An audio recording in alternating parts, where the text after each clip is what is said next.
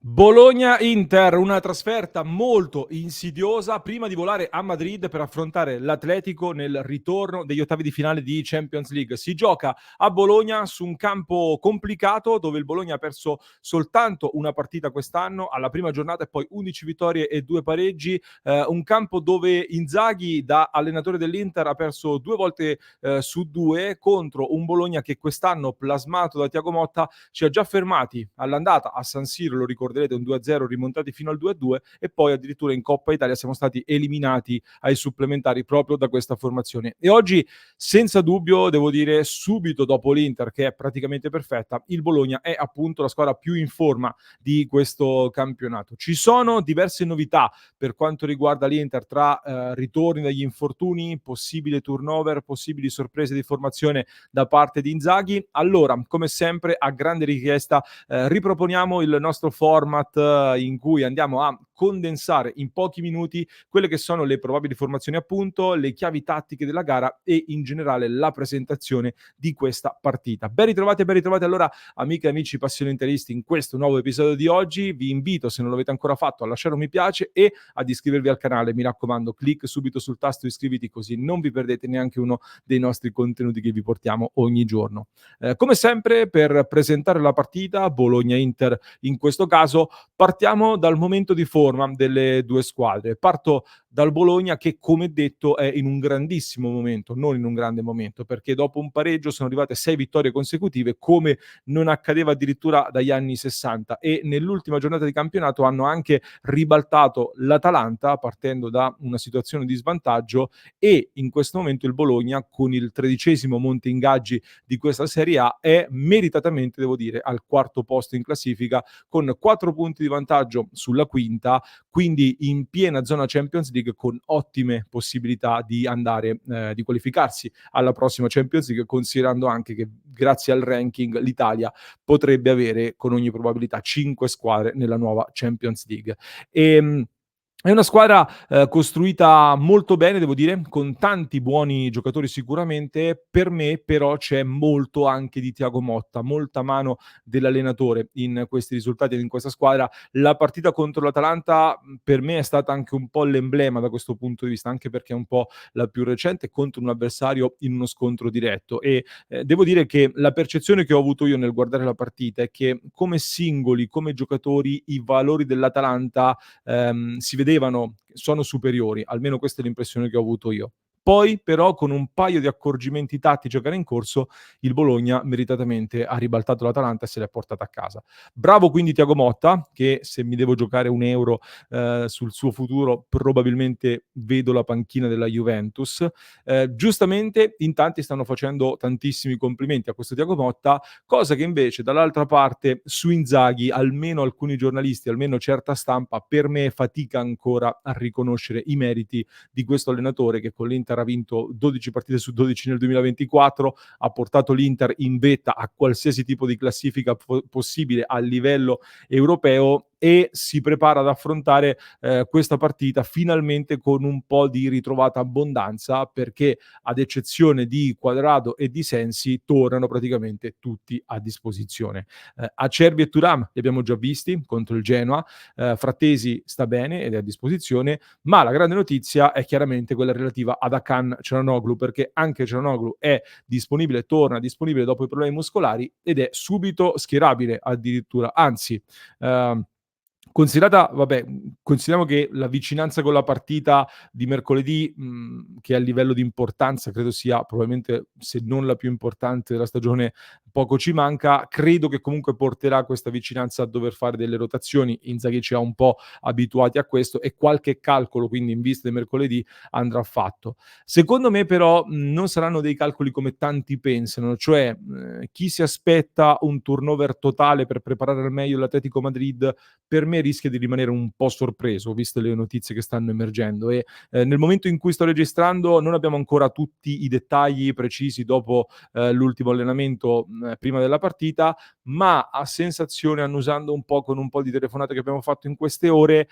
questa partita intanto va giocata bene, perché è vero che il vantaggio sulla seconda è tanto, però non si sa mai, uno scivolone a Bologna, poi ci sono le fatiche di Coppa con l'Atletico e poi dopo c'è il Napoli a San Siro, non si sa mai. Per cui qualche calcolo sì, ma penso che questa partita sarà molto utilizzata anche per portare a condizione al 100% diversi giocatori fondamentali per Inzaghi in vista dell'Atletico Madrid. Per cui mi immagino Acerbi, Çalhanoğlu e Thuram che si stiano candidando seriamente ad una maglia da titolare.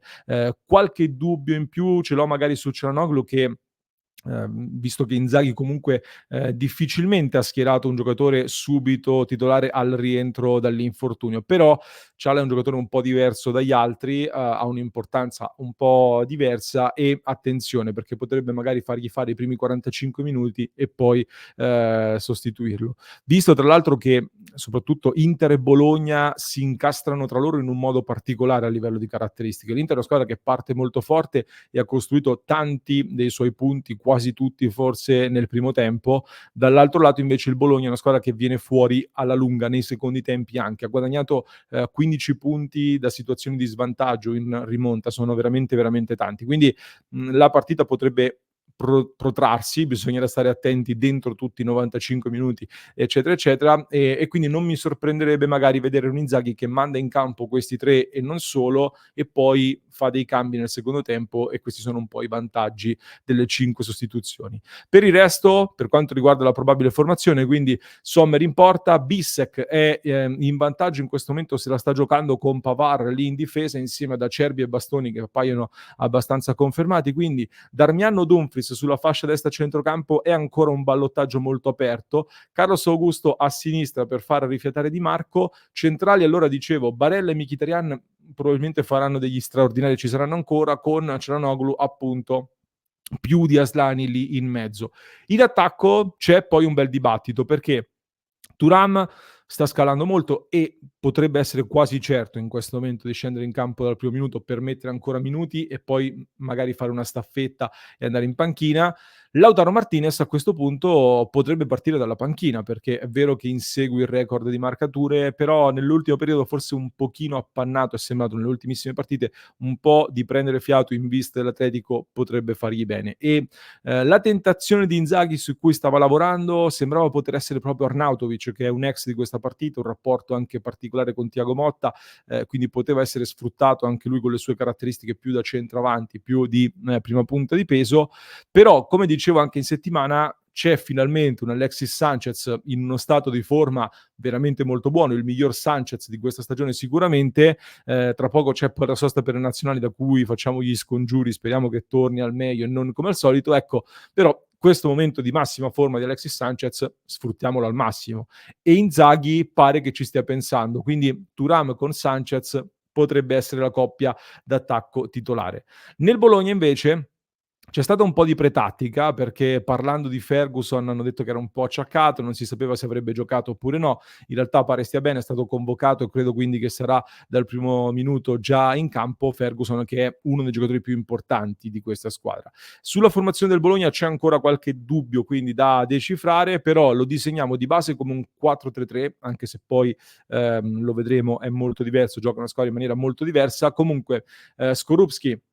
dovrebbe andare in porta titolare con Posch, Beukema, Calafiori e Christiansen davanti alla difesa, centrocampo a 3 Fabian, Freuler, Ferguson e in attacco Orsolini, Zirkzee e Ndoye in questa sorta di tridente che come dicevo però è solo sulla carta questo 4-3-3. Ci sono dei ballottaggi tipo Ebischer con Fabian, Calafiori con Lukumi, però la formazione dovrebbe essere questa che se non vado errato dovrebbe essere la stessa che abbiamo visto già contro l'Atalanta nell'ultima giornata. Del nostro Fabian, dico nostro un po' tra virgolette, parleremo tra poco. Prima però un accenno alle chiavi tattiche di questa partita e che tipo di partita sarà. In particolare partiamo da come gioca questo Bologna, cosa dobbiamo aspettarci dal Bologna. Probabilmente lo avete già seguito, conoscete un po' questa squadra, voglio dare giusto qualche spunto. È una squadra di possesso, quindi che tende a fare la partita e a controllare il pallone, a gestire molto il pallone a partire soprattutto dai difensori che toccano un gran numero di palloni. Solo Napoli e Fiorentina in Serie A tengono di più la palla e fanno più possesso palla. È una squadra corale che funziona bene di gruppo, ben allenata sicuramente, ma che si affida molto anche alle individualità per creare poi la superiorità numerica e arrivare al tiro. Nel senso che è una squadra che si trova al quinto posto in Serie A per dribbling effettuati, con Orsolini, Ndoye e Zirkzee che sono quelli che dribblano un po' più degli altri. Questo significa che se come pare giocheranno tutti e 3 questi 3 giocatori insieme, dobbiamo aspettarci anche un Bologna che proverà ad isolare i duelli 1 contro 1 con i nostri difensori per puntare sui dribbling appunto dei calciatori. Hanno una fase offensiva molto interessante, anche se poi devo dire che tirano un pochino meno di quello che ci si potrebbe aspettare da una squadra che sta facendo così bene, ma anche loro devo dire che basano i loro successi soprattutto su un'ottima fase difensiva. È fra le squadre che concedono meno tiri in questo campionato di Serie A, è la terza difesa del campionato ed è la squadra che più di tutti va a contrasto per recuperare la partita. Spiccano molto Posch e Freuler come giocatori che vanno a contrasto per recuperare il pallone, la palla.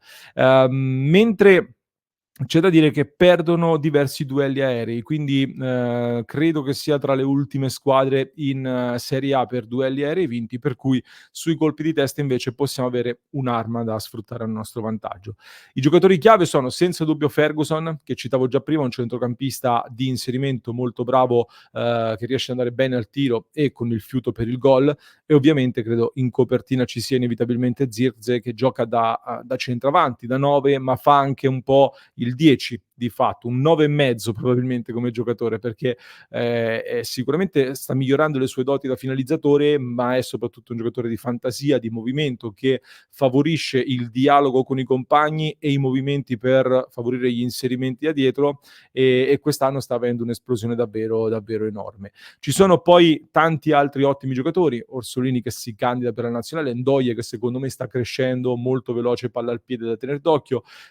Christiansen, altro giocatore interessante, e poi ovviamente cito anche il nostro Fabian che sta avendo dei numeri importanti, la prima stagione in Serie A. Ne segnalo però uno a sorpresa magari perché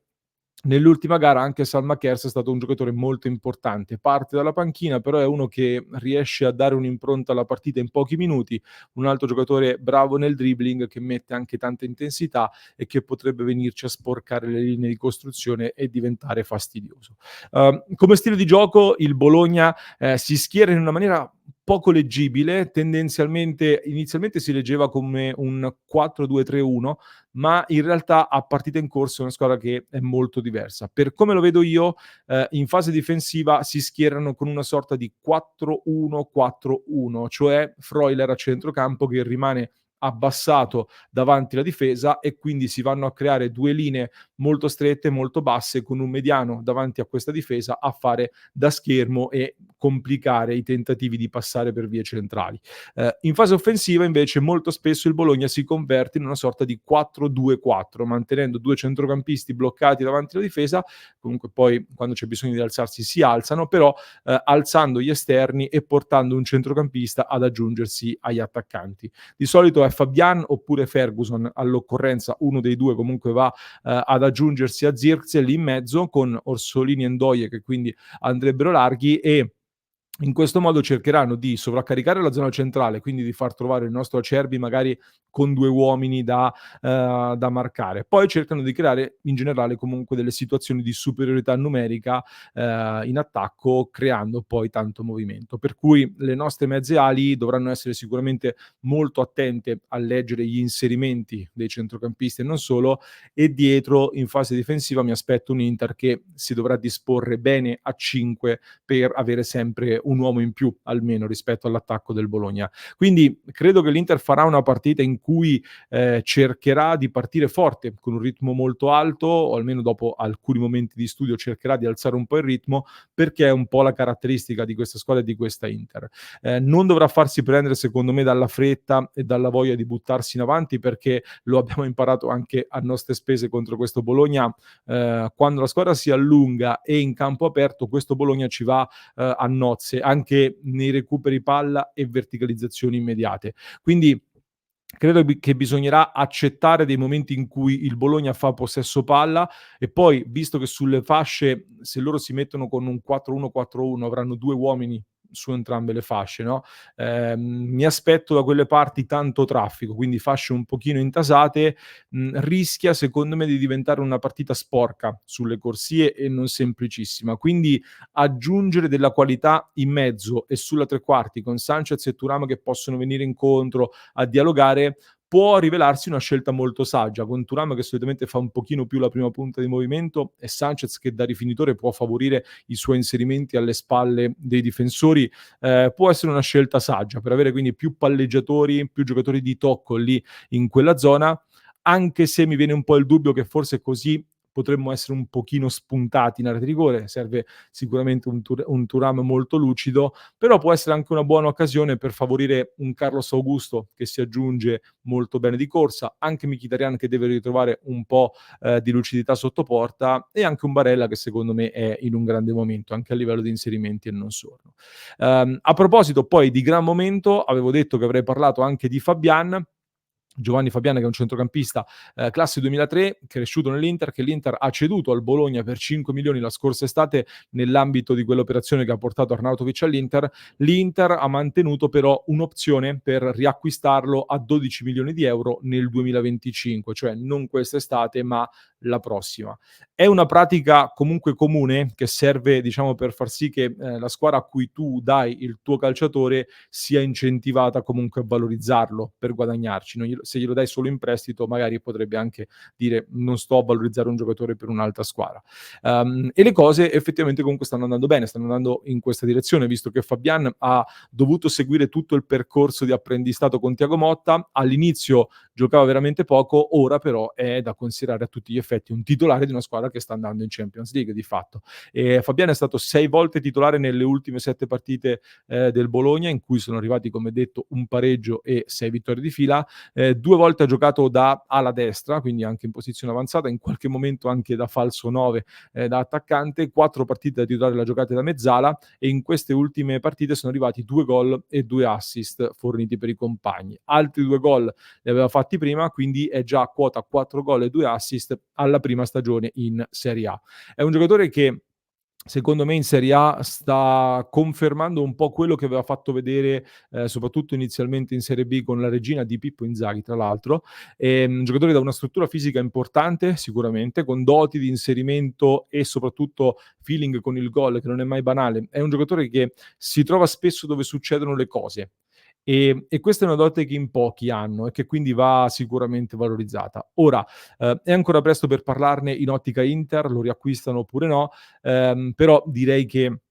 anzi, probabilmente già oggi, visto anche questo rendimento, a meno di colpi di scena, ci son pochi dubbi, credo, sul fatto che l'Inter eserciterà l'opzione per riacquistarlo l'anno prossimo. Poi, se sarà per riportarlo alla base ed allungare il reparto di centrocampo, per sostituire magari qualcuno tipo Mkhitaryan tra un anno, oppure per rivenderlo ad una cifra più alta e investire in altri ruoli, lo scopriremo solo tra qualche mese, ecco. Certo è però che tra Barella, Frattesi che cresce, eppure Fabiano, l'Inter si sta attrezzando in maniera interessante anche per poter costituire anche nell'Inter il centrocampo della nazionale praticamente o giù di lì. Vedremo Fabian in questo Bologna-Inter, lo seguiremo da vicino, prepariamoci ad una partita molto molto tosta. Vi chiedo allora di farmi sapere che sensazioni avete voi, che tipo di partita vi aspettate, se siete d'accordo con questa formazione che si va delineando o avreste voluto un maggiore turnover. Vi aspetto nei commenti, così come vi aspetto nel club di Passione Inter su www.passioneinter.club se vi va di entrare a far parte della nostra grande community con interisti da tutto il mondo. Mi raccomando, sostenete il nostro progetto sul club e ci vediamo nella nostra community. Vi lascio anche con un altro approfondimento che trovate in descrizione per chi ci ascolta in podcast, mentre per chi ci segue da YouTube vi basta cliccare qui.